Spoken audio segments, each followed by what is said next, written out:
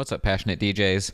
Since my last video did so well, I figured that I might try making this versus that into a little series. And so this is the second video in that series where we're talking about the Prime 4 versus the SC Live 4.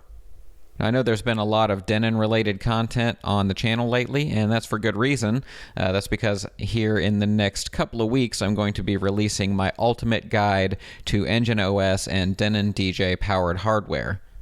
So we'll be talking about a lot of the kind of stuff we'll be talking about in today's video, except we'll be covering basically anything that runs on Engine OS, from the SC6000 players all the way down to the Numark Mixstream Pro. But today I wanted to cover these two devices specifically because they are so similar in a lot of ways, but they are different and there's a big price difference between them. And so I wanted to help break it down for those of you who are maybe deciding between one or the other and wondering why you might want to spend the extra money on the Prime 4. And one thing I will say right off the bat is that if what you want is just the best 4-channel standalone DJ system available on the market, really, the Prime 4 is still the GOAT. It's still the top of the category. These two devices we're talking about today are the only true 4-channel standalones, which is why you might be comparing them.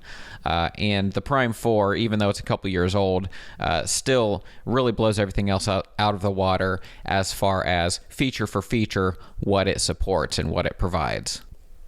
So then let's go feature for feature and compare these two devices. As far as the SC Live 4 goes, it has two things that it can do that the Prime 4 can't do. One of them is obvious, and that's the fact that it has onboard speakers. This is also true of the SC Live 2, which is just a 2-channel version of this that's slightly smaller, and the Numark Mixstream Pro.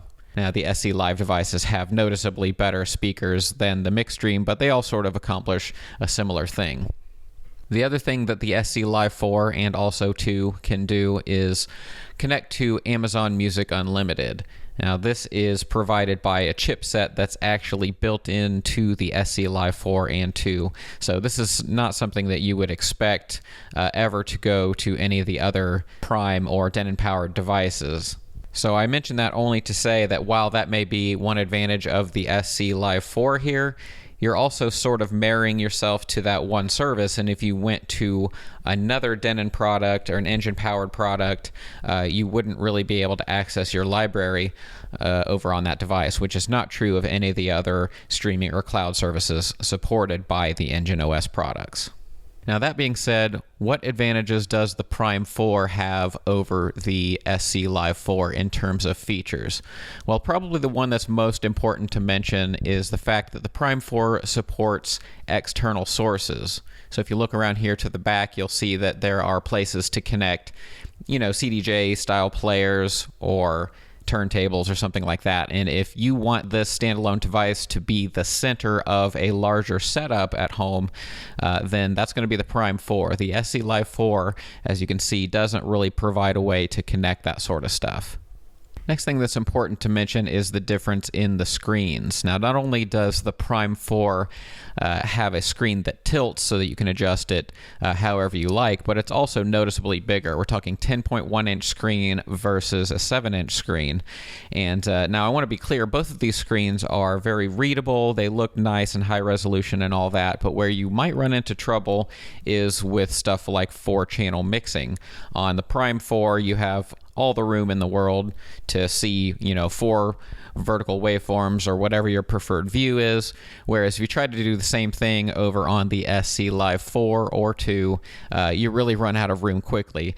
You can do it, but then, this view where you're using the library browsing and looking at the waveforms at the same time, a view like that pretty much becomes useless on the 7-inch screen. So both screens are nice, but the Prime 4's is better. Another thing about the Prime 4 is that it has the capability to add a SSD or a solid state drive. In other words, you can install a laptop hard drive into the Prime 4 and keep all of your local music on that device, which is pretty great and it's a pretty cool feature. It's not something that you can do on the Live 4 or really any other device except for the Denon standalone players.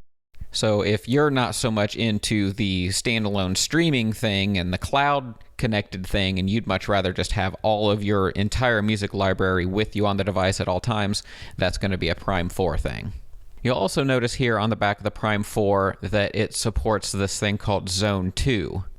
And this is an interesting feature because it actually almost lets you DJ 2 rooms at once. Now, why would you want to do that? Well, maybe you're working a bar or something like that, and there's an entryway or, some coat room or whatever it is where you're kind of playing chill music or jazz or whatever, but then there's a dance floor where you could actually control both of those things from one location on the Prime 4. It's probably only relevant to a select few people, but again, it kind of shows how the Prime 4 is just a little bit more of a professional device where it's got all these connectivity options, whereas the SC Live 4 is just a little bit more focused.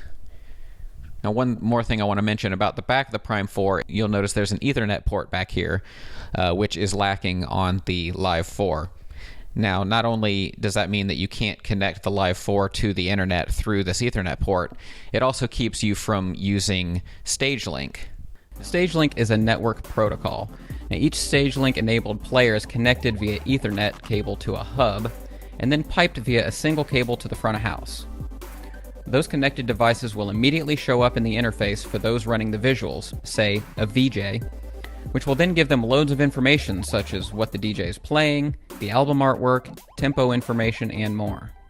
This makes it possible for those behind the stage to do really interesting things with visuals, such as do video transitions at the same exact time the DJ is fading from track A to B, have video scratching in perfect sync with the jog wheel movements, or otherwise trigger scripted events. Now, while both of these devices have a 6-inch touch-sensitive jog wheel with a built-in display, the displays are actually a little different. The Prime 4 has this high-res display that shows artwork or custom logo and track information, whereas the SC Live 4 just has this more simplified LCD display that shows track time, which deck you have selected, and the rotating track position. Now, another advantage on the Prime 4 is that it has this illuminated outer ring around the jog wheel, and that will change color depending on which deck is selected and whether or not it's playing. The Live 4 and Live 2 don't have those. Another big difference is in the effects. Now, the Prime 4 has a more comprehensive and complex section for its effects control. It's got 2 effects banks, and they all have these little OLED displays on them that kind of give you feedback and help you control the different parameters. Whereas the SC Live 4 is a much more simplified approach. It takes a single dial here where you select which effect you use, another which you select which channel to apply it to. Then you've got a dial for the parameter, and basically just a big button to turn it on and off. So it's more of a standard club mixer approach, whereas the controls on the Prime 4 are a little bit more like a classic controller style, and you do get a lot of control over them, but then again, it is more complex, whereas the SC Live 4 has a much more simplified and cleaner setup. So this is a matter of preference, just depending on which style that you would prefer to use. Prime 4's mic section is also more elaborate. It has 2 dedicated mic inputs with EQ and talkover. Now, the SC Live 4 has 2 mic inputs, but in order to EQ it and stuff, you have to get into the settings menu. So you can do it, but it's not good for adjusting on the fly. Speaking to the overall construction of these 2 devices and the build quality, reviewers have mentioned, myself included, that the Prime 4 has a metal faceplate on the top, and the SC Live 4 and 2 do not. So they are technically more plasticky. That being said, when I put my hands on the Live 4, I don't get a plasticky vibe. It doesn't feel cheap, in other words, or poorly constructed. It's screwed together well. They're both flat black, and they both have a similar finish. You don't look at one and look at the other and go, why does that one look crappy? It's nothing like that. So while there is a metal faceplate on the Prime 4, and that is advantage to Prime 4, I don't get that feeling that the SC Live 4 is, cheap or just feels bad. They're actually quite similar in the way that they feel under your fingertips. And then we just really need to talk about the size difference between these two. And the SC Live 4 honestly seems pretty huge until you put it next to a Prime 4 and you realize how big a device it can actually be.